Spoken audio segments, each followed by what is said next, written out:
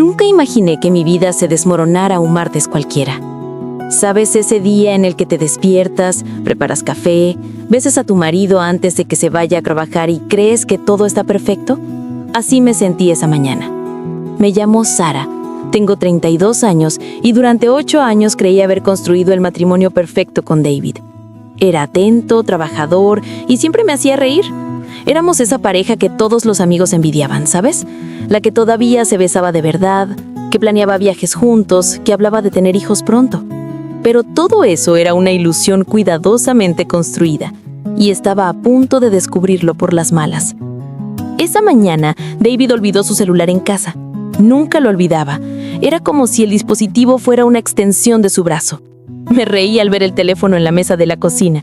Consideré llamarlo para avisarle, pero decidí que sería divertido llevarlo a su oficina en persona y quizás comer juntos. ¡Qué idiota fui! Agarré el teléfono para guardarlo en mi bolso cuando empezó a vibrar sin parar. Mensajes. Tantos mensajes. Y el nombre en la pantalla me dejó helada. Amor de mi vida. Seguido de un emoji de corazón. Mi corazón empezó a latir más rápido. Me temblaban las manos. Nunca había sido el tipo de esposa que revisa el teléfono de su esposo. La confianza era la base de nuestra relación. O al menos eso creía. Pero algo dentro de mí se rompió en ese momento. Necesitaba saber. Deslicé la pantalla y lo que vi destrozó todo lo que creía saber. Los mensajes eran explícitos, apasionados, íntimos, de una manera que me hacían sentir fatal. Y no eran de días ni semanas atrás, eran de meses atrás. Casi un año de traición documentado allí, en la palma de mi mano. Fotos que nunca se tomó conmigo, palabras que nunca me dijo, promesas de un futuro que no me incluía. Y lo peor de todo, la conocía. Amanda, la nueva gerente de marketing de su empresa, la que mencionaba de vez en cuando diciendo lo competente e inteligente que era. Incluso la había conocido en una fiesta de la empresa hacía 6 meses. Me había estrechado la mano, me había sonreído, me había felicitado por mi vestido. Y en ese mismo instante probablemente ya se estaba acostando con mi marido. Me senté en el suelo de la cocina, todavía agarrando ese maldito teléfono, y algo extraño ocurrió. Esperaba llorar, esperaba entrar en pánico, esperaba sentir ese dolor punzante que se ve en las películas. Pero no fue eso lo que sentí. Era ira.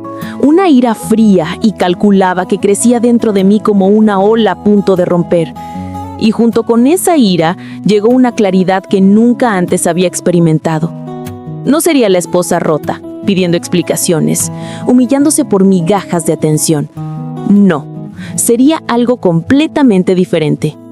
En ese momento, sentada en el suelo de mi cocina, una versión de mí misma que ni siquiera sabía que existía comenzó a despertar.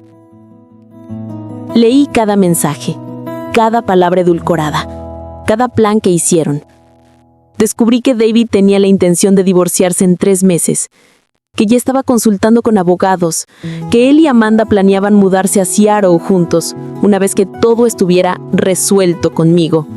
Resuelto, como si yo fuera un problema por resolver, un obstáculo para su felicidad. Incluso se rieron de mí en algunos mensajes.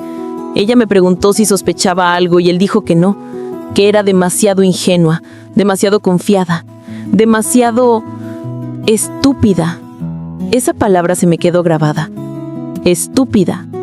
Pero al leerla, una sonrisa comenzó a formarse en mis labios, porque no tenía ni idea de quién podía ser realmente cuando me provocaban. Verás, hay cosas sobre mí que ni siquiera David sabía.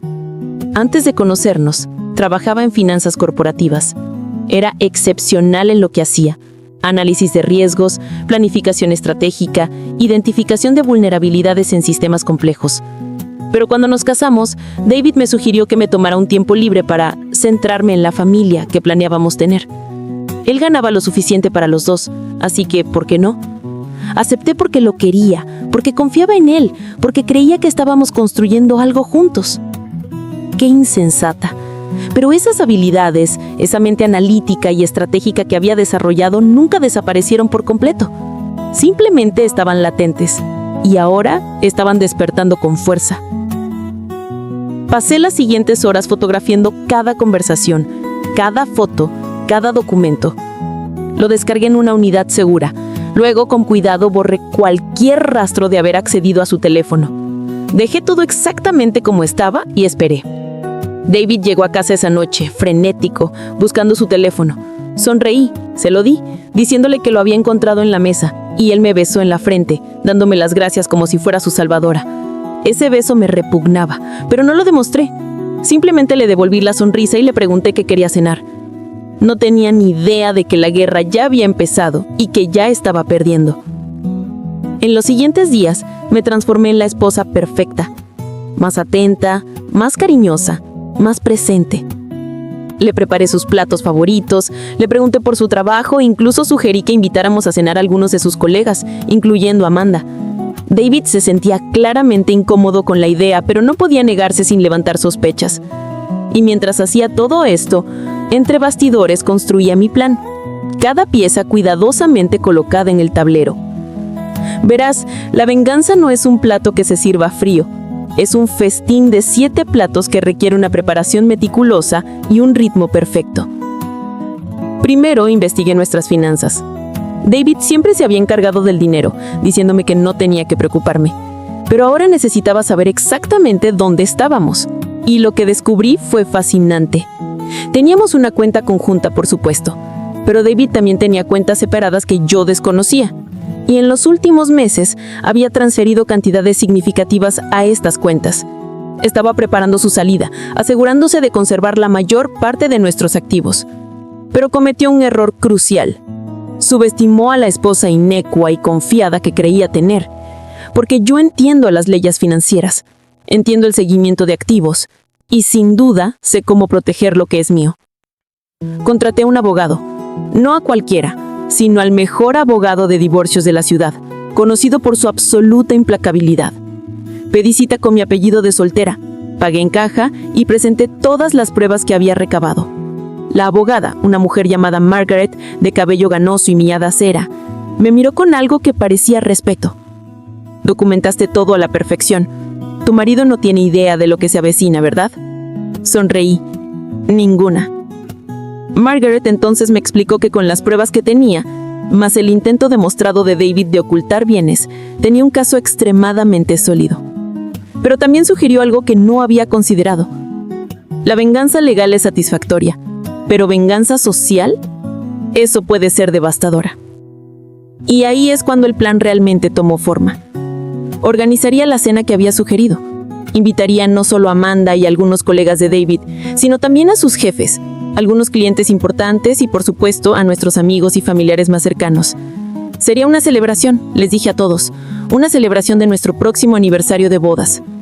David no podía negarse, sin mostrarse como el peor marido del mundo.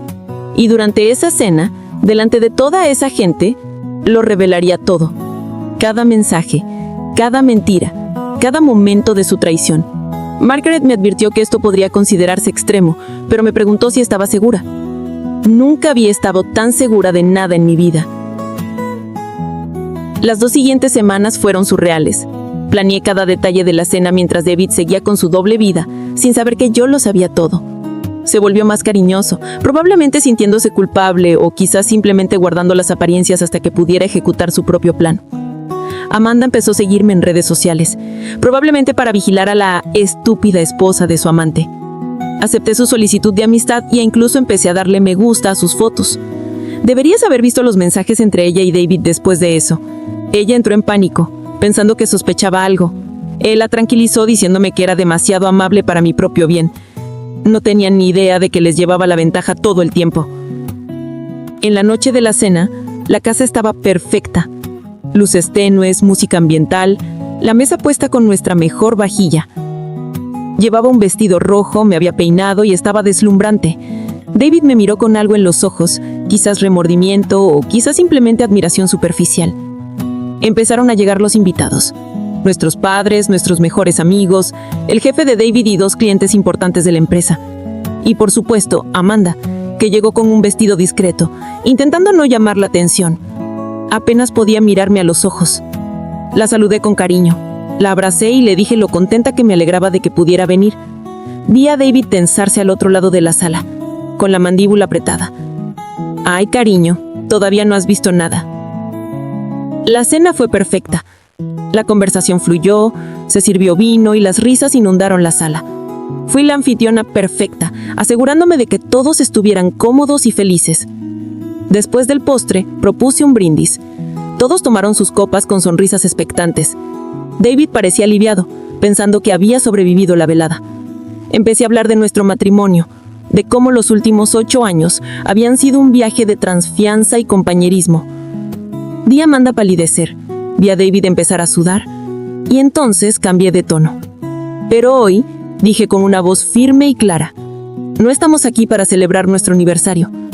Estamos aquí porque todos merecen saber la verdad sobre el hombre con el que cenan. El silencio fue absoluto. Se podía oír caer un alfiler.